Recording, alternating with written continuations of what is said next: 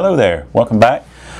We are now moving forward. We've finished up with Proverbs. We've had a good time in Proverbs, learned a lot of things, been able to see a little bit more about wisdom and how we can gain wisdom and godly wisdom, but also how to use that wisdom as well.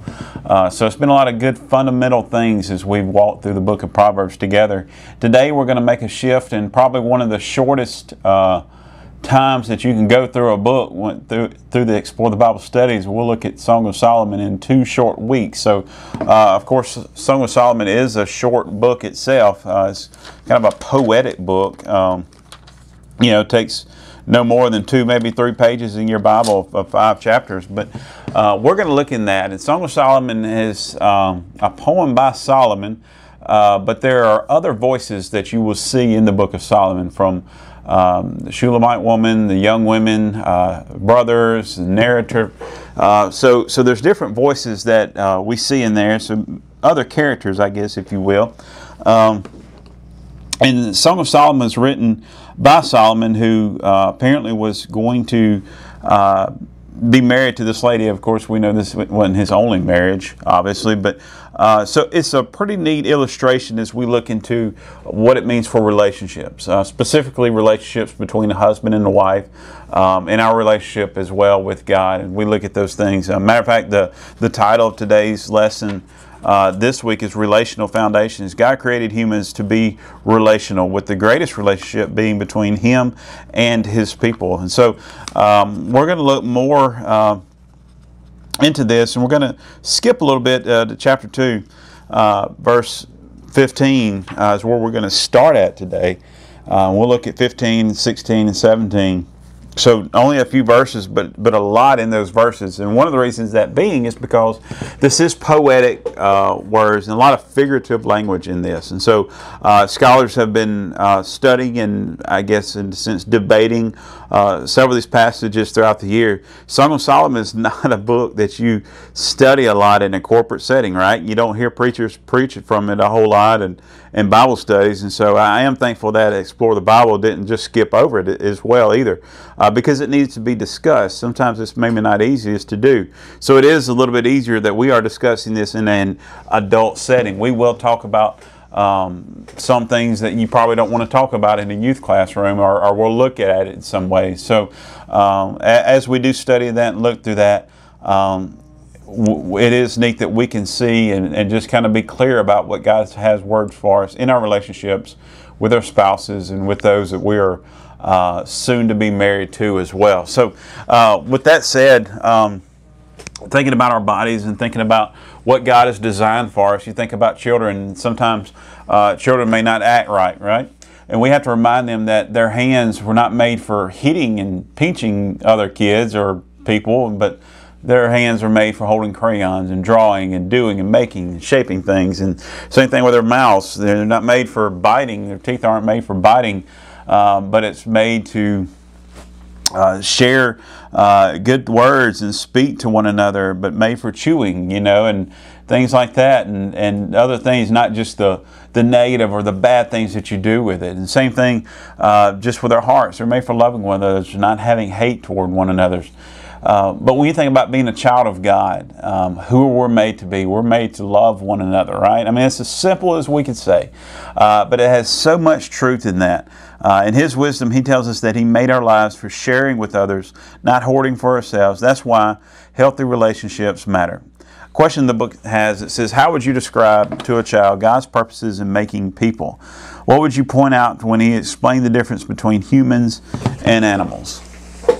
Why did God, what was His purpose in making people? Now, I have a 5-year-old and a 6-year-old at home, and I get a lot of those questions right now. Why did God do this? Why is this?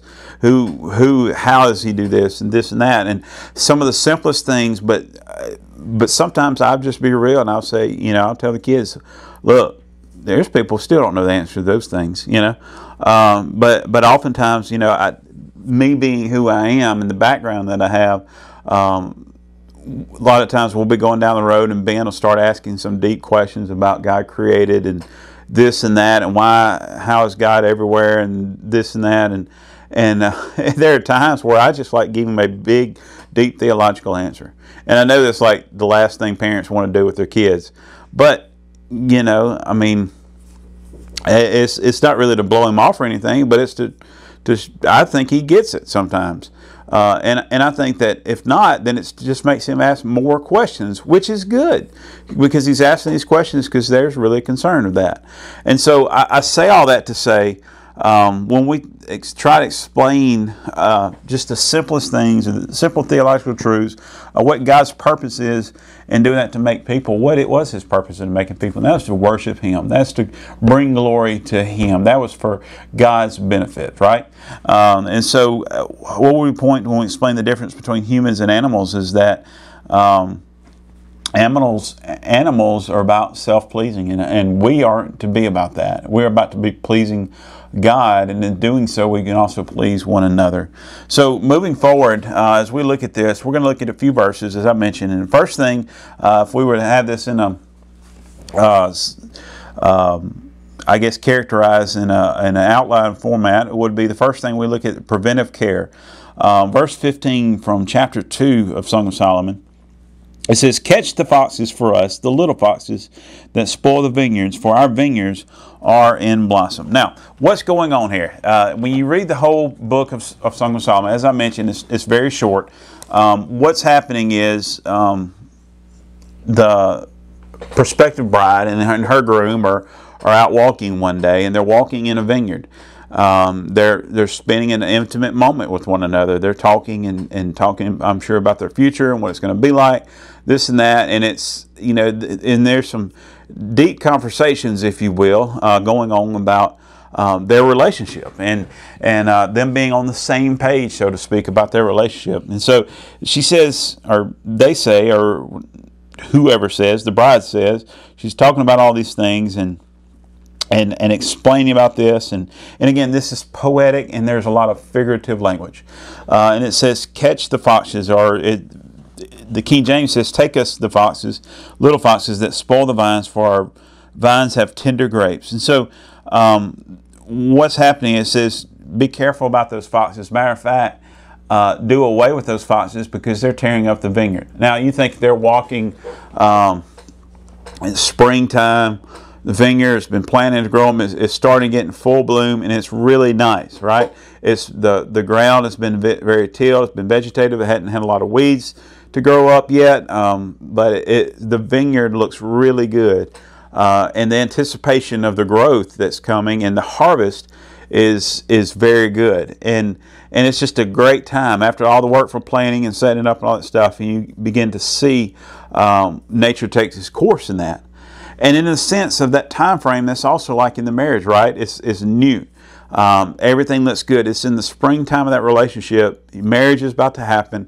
The planting of the seeds, the hard work is there, and then the harvest is coming, and the relationship, so to speak, will be paying off, right? And there's a warning about the foxes. What do? They come in the vineyard.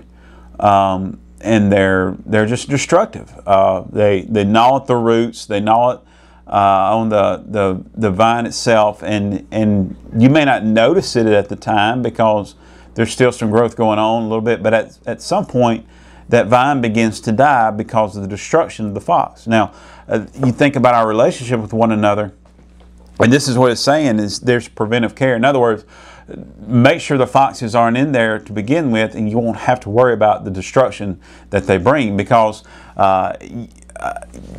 it's not just the destruction of the immediate thing, but it's the ongoing effects that may happen.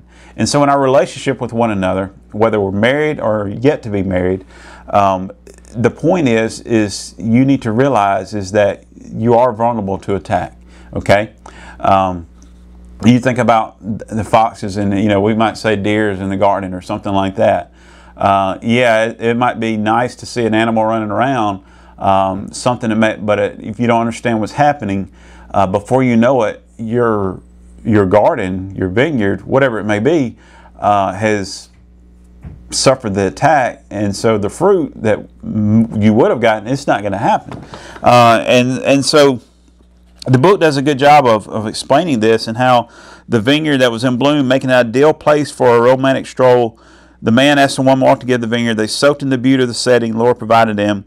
And they, as good as it seems, in our relationship, even on the best days, you're vulnerable, okay?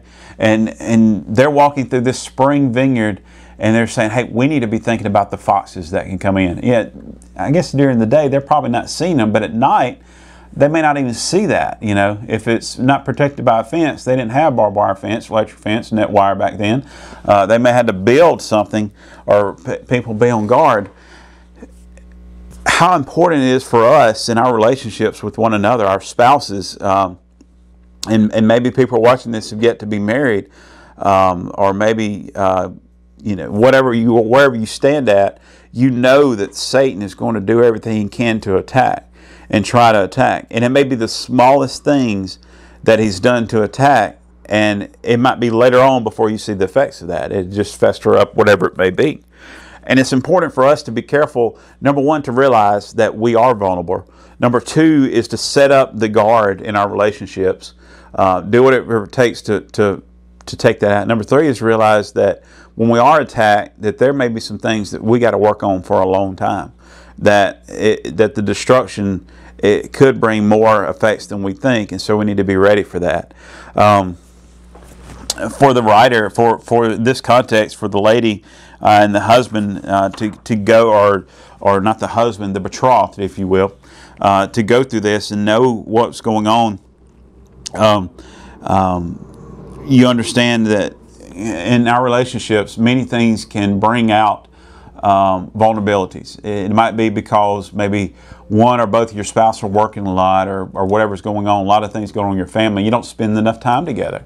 You can talk to most any couple, especially those who've been married for several years, and you realize, man, there just needs to be an intimacy between you two. There needs to be time spent with purposeful time spent between you guys, and that gets very hard in the hustle and bustle that we have in our lives. Right? Whenever if both parents work, and you have children in the home, and that time spent together gets thinner and thinner. And if it is spent together, it's not purposeful. It's not meaningful, and those things can set up. You hear it time and time again. Those can set up ways that those quote-unquote foxes can come in at night and gnaw at the roots of your relationship. Whether it's one of the spouses finding that intimacy outside of the relationship, and that begins to be an extramarital affair, or if it just harbors in these unwanted desires and feelings toward one another. Maybe there's no extramarital affair going along, whether it's a physical or an emotional affair, but it's things that have set up and have caused a threat to a married couple and have caused damage into that. A vineyard in bloom can be breathtaking its beauty. Not only do the blossoms gush with lovely colors and vines promise a arrival of delicious grapes, with the clusters of grapes come the forecast of a bountiful harvest. The blossoms also signal a warning to look out for the foxes. At the same time, the vineyard would be on the threshold of splendid harvest, is prone to being pillaged by invaders. Similarly, at the time when a marriage can be most rewarding, destructive influences can creep in with a relationship, as the book says. And so, when things are looking good, let it be a warning to be on guard, to be careful in many different ways.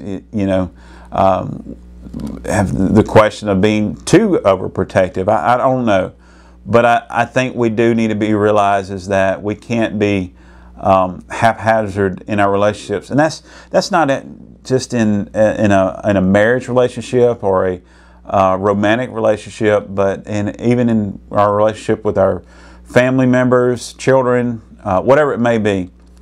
Realize that Satan is definitely on the prowl, right? And we need to be careful about those things.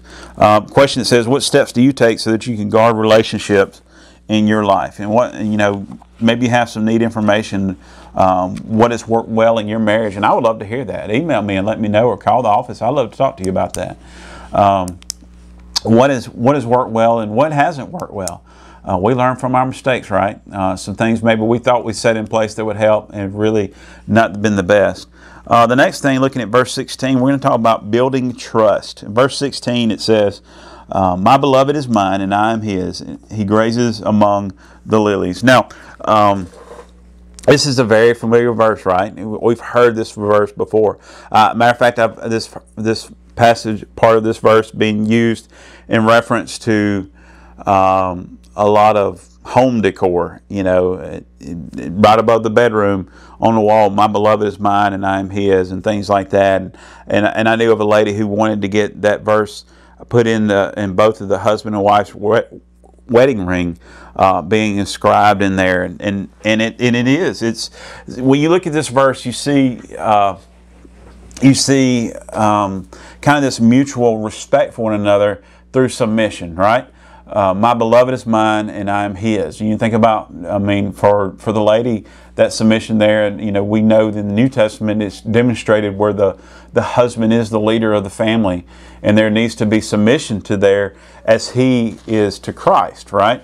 But also there is a submission from the man is submissive to the woman, and being receptive to her and her needs and her ideas and her life and the things as well, and to minister to one another because of that. The man and woman in this poem present a living snapshot of the way that a love in a marriage expresses itself through mutual submission. So as we see that submission, that's where trust develops. When you're putting yourself to the side and you're doing what it takes to love one another and to be that person in their life, then trust develops, and that makes that relationship even more stronger when there's trust there. That person has your back. That person is not going to forsake you. The woman's declaration in verse 16 anticipates the anticipation of an intimacy after their wedding. With their reference to the feeding among the lilies, she indicates with a figurative language the day when he and she would be able to give themselves to each other completely without reservation. So they're longing for the day of the wedding. They're longing for the day where everything comes into fruition, so to speak. But as we'll see, this woman, they begin to talk about that day and what it's going to be like and how good it is and how we can look forward to that day in our relationship. Verse 17, it says, until the day breathes and the shadows flee, turn, my beloved, be like a gazelle or a young stag on cleft mountains. Now, the King James says very similar. It says, until the day break and the shadows flee away, turn, my beloved, and be thou like a roe or a young hart upon the mountains of Bether. And so, again, this is used in figurative language, and so it's hard to decipher some of these things. So when we think about it in the framework of thinking about an upcoming marriage, and of course it's important to remember that when we think about marriage in the day of this time of Israel, it's not quite the same as ours when you think about the betrothal process and the things that it took to a point of marriage. Being a virgin before you're married was the only way to be married at that time, pretty much. And in doing so, the process of betrothal, there was a lot of what's the word I'm looking for? It wasn't just happenstance that you'll be married. You knew well above. You began to know your prospective spouse, and you think about Joseph and Mary. I mean, they were together on that trip back to Bethlehem. Even though they were betrothed, they were spending a lot of time with one another before this point. And so there was a lot of time spent. And so verse 17, it says, until the day break and the shadows flee away. This imagery in this verse suggests the sexual intimacy he and she could look forward to when they become husband and wife. The day that's breaking could be understood that the coolest part of the day, perhaps just before sunset. The shadows flee at night. When the sun's not shining, there's no shadows, right? I'm thinking of a Peppa Pig cartoon that explains all that, because that's just what's been in my house for the past 5 years. But when the sun's not there, there's no shadows. So we're thinking about the cool part of the day, and it's beginning to, in this imagery, if you will, is beginning to look toward night. And it says a roe in the King James, and then ESV it says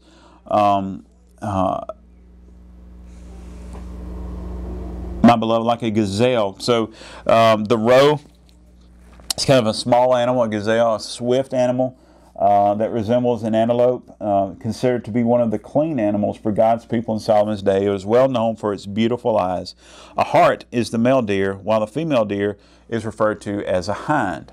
So talking about the hart here is the male deer, or a young stag, if you will.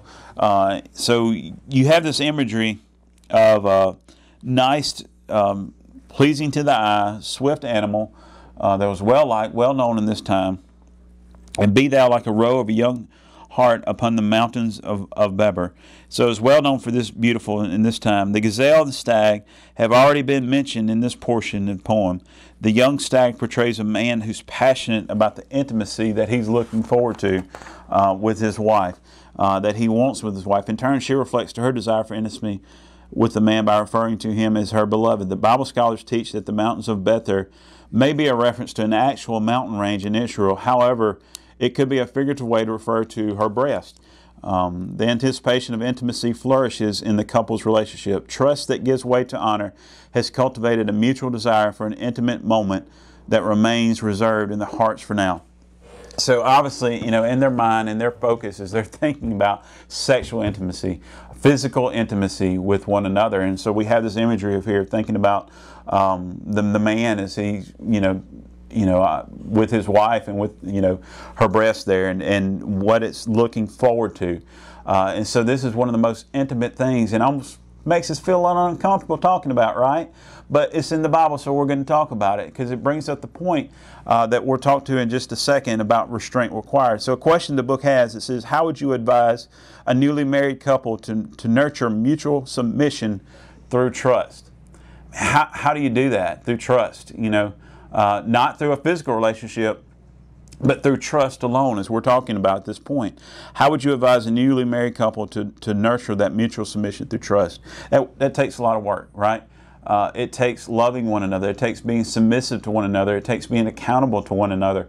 But it can be done. And when it is done, then the effects of that is far greater in many different ways. And your relationship pays off. It's nothing like going through one of the difficult, most darkest times in your life, whether it's because of work issues, financial issues, whatever, and know that your spouse is right there by your side. To know that your spouse loves you and trusts you and you trust them, man, that can help you get through the darkest times. And that same thing is with our relationship with God, right? To know that we can trust God, that we can love God, that we can depend on Him, and that no matter what we go through, He is right there with us. And so moving forward, we're going to look at, actually skip over a little bit to chapter 2. Not skip, it's the next thing in the line. But chapter 2 reminds us, looking at, chapter 3 in verses 1 through 4. So this is a lot right here. So we'll try to read through it, soak it in, and talk about it. Again, this section is talking about restraint required. Verses 1 through 4 says, on my bed by night I sought with him whom my soul loves, and I sought him, but I found him not.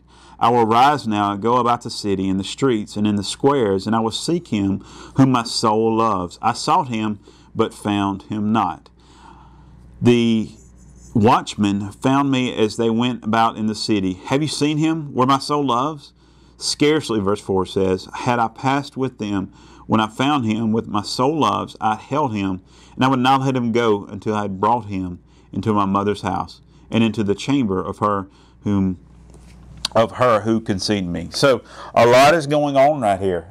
We see this for whatever reason. The lady, the bride to be, has a dream, and has a dream obviously about the one whom her soul loves, her betrothed, her fiance. And it just wakes her up at night, and she's thinking about that, and looks and thinks, is he here? Is he here? And no, he's not there. She looked for him, in her room, and he wasn't there. And so she gets up. In verse 2, she gets up and she goes about the city in the streets and in the broad ways, and I will seek him whom my soul loves. She goes all over looking. You ever lost a child? Have you ever lost something so dear to you? Have you lost your phone and turned your house upside down looking for it? Well, this is the one whom her soul loves, and she's looking for it. And she's going all over the city, in the squares everywhere, not leaving one place unturned, right? And she's going all over. I mean, think about that.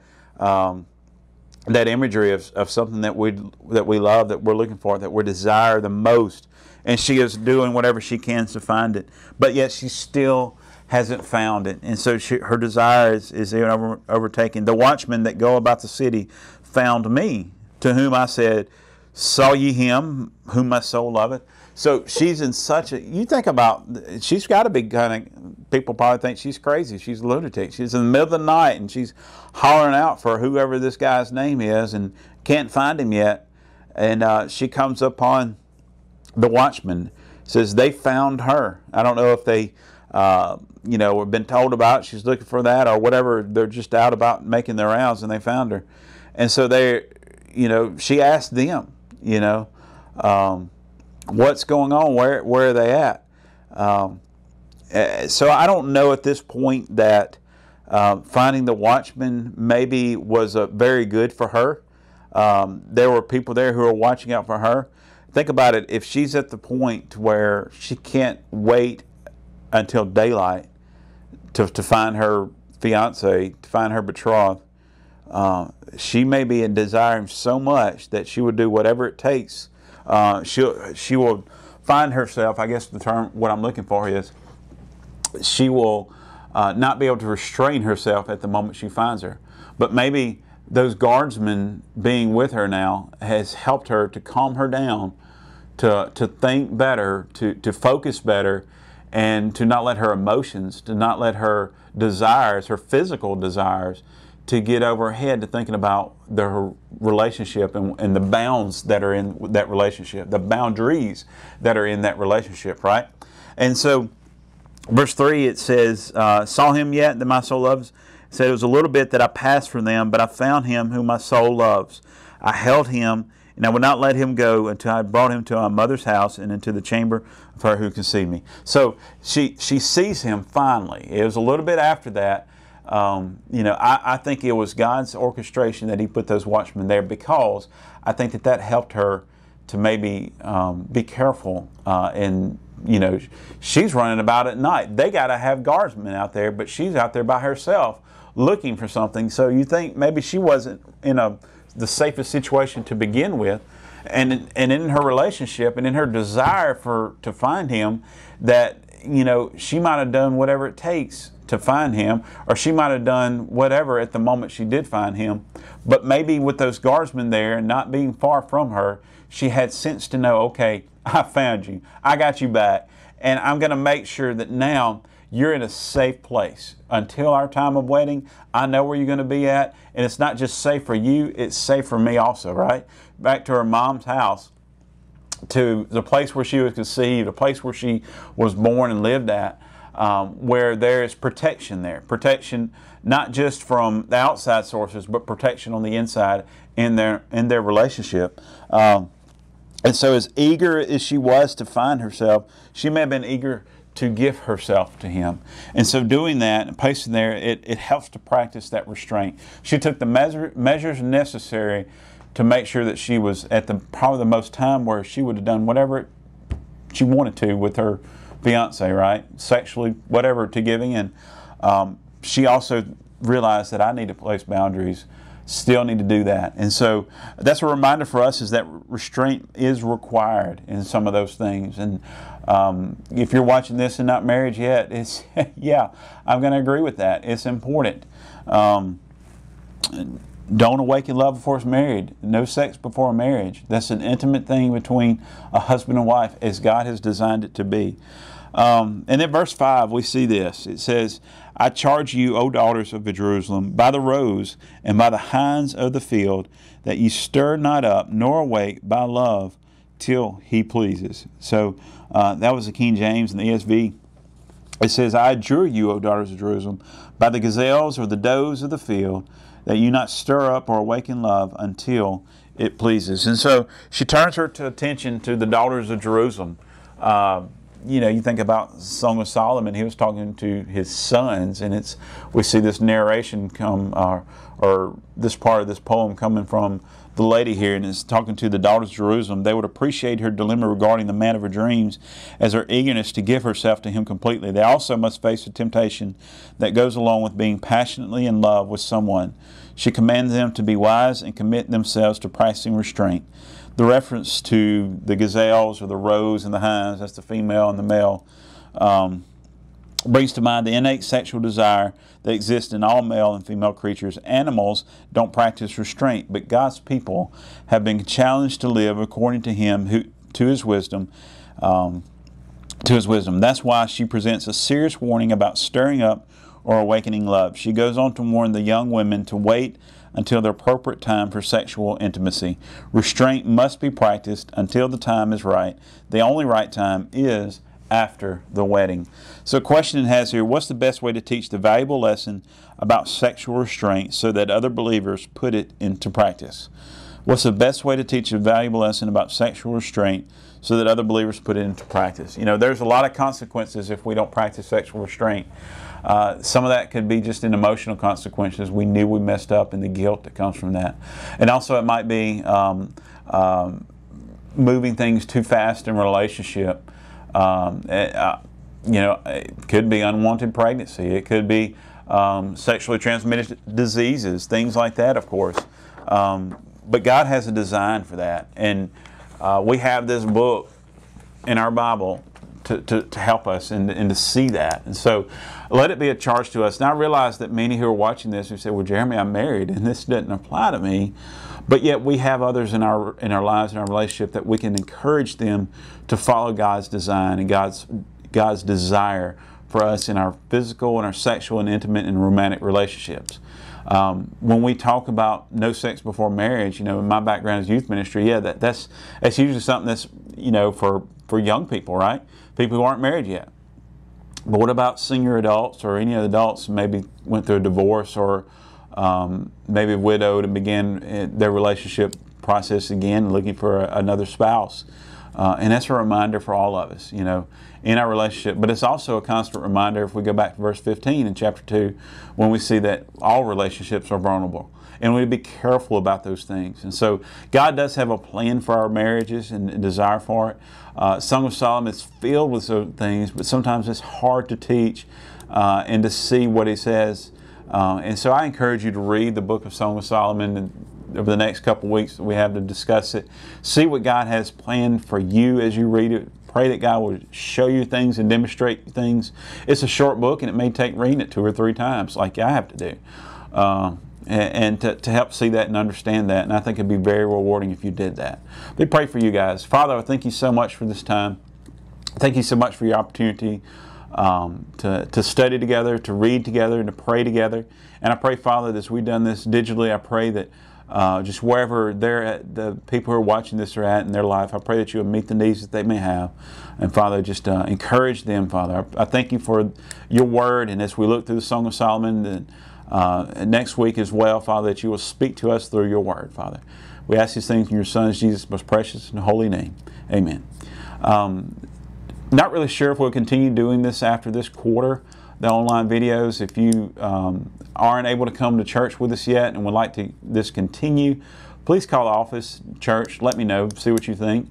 If a few more people are wanting to do it, I notice our views have dropped a lot since we've started in-house worship, in-house Sunday school. But if you'd like to continue that, I'll definitely do it. Just let me know. And if you need a book, let me know. You can email me, jeremy@briarhillbc.org, or give us a call here, 601-845-6843. Thank you guys. Have a great day.